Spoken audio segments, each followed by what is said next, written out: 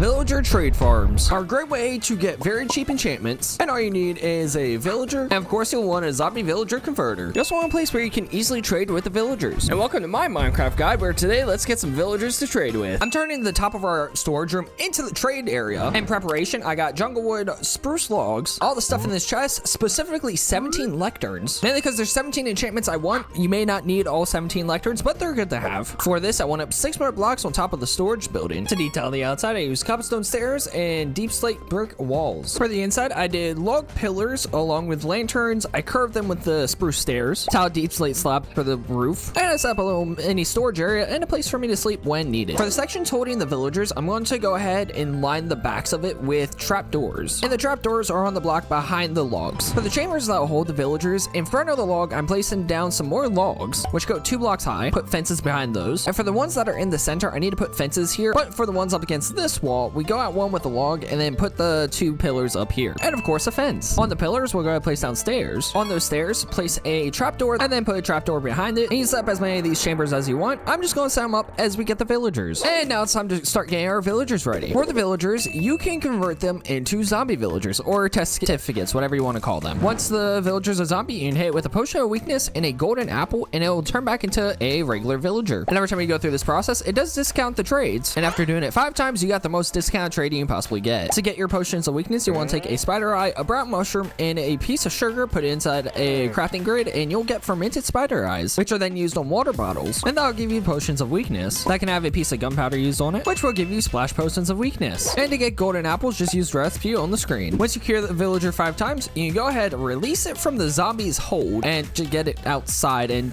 to the villager trade hall. And the best way to do that is by using composters. They're a very easy wooden block to break, very simple to craft, and it's an easy way to guide them with the work blocks. You do want to have them placed before you guide them, especially if you have workstations around the world as is, because they will always try to go to other workstations. And now it's just a matter of getting the villager to go into one of these holes. So when he gets in here, just wait till he goes in, place the thing, and close that trap door. And when you need to go ahead and reset the trades, even though this is a good one, I'll reset it for demonstration purposes. You break the lectern, you jump up and you place it again, and then he'll just keep swapping through enchantments. I also realized it's a good idea to block off this portion so that way he doesn't walk out. And I just stand here and go through that process of breaking the lectern, placing the lectern, checking the trades. And once you have the trade that you want, you go ahead, make that trade, and it is permanently in there. Once you have the trade set, you can go ahead, get rid of this bar and block that off with the trapdoor. And when setting this up, it's also really important to make sure you have at least 1 villager that lets you get emeralds from paper or something like that for librarians. Do keep in mind this will take you a couple hours. So to show off how to trade and enchant, here's a room I made a year ago. It's also recommended label the villagers with what trades they have so that way you can just easily go up and get the trade. To properly enchant, you want to go ahead and combine all the books together and just make sure you swap them around each time to make sure you're getting the lowest cost. So in this case, I have to spend 3 levels to get that, and then just repeat that process all the way through until all the books are combined. And once you have all the enchantments put together, you can start putting them onto the gear. Do keep in mind it will be very pricey. And once you go through all the process, you'll have fully enchanted diamond gear. Again, this takes a lot of time, so have patience with it. It may take you multiple days. And I have a list of enchantments you need for both tools and armor in the description down below. And that's for the main tools and gear, like your sword, pickaxe, a bow and arrow, armor, stuff like that. And the final thing I want to go ahead and do is build this retaining wall. That way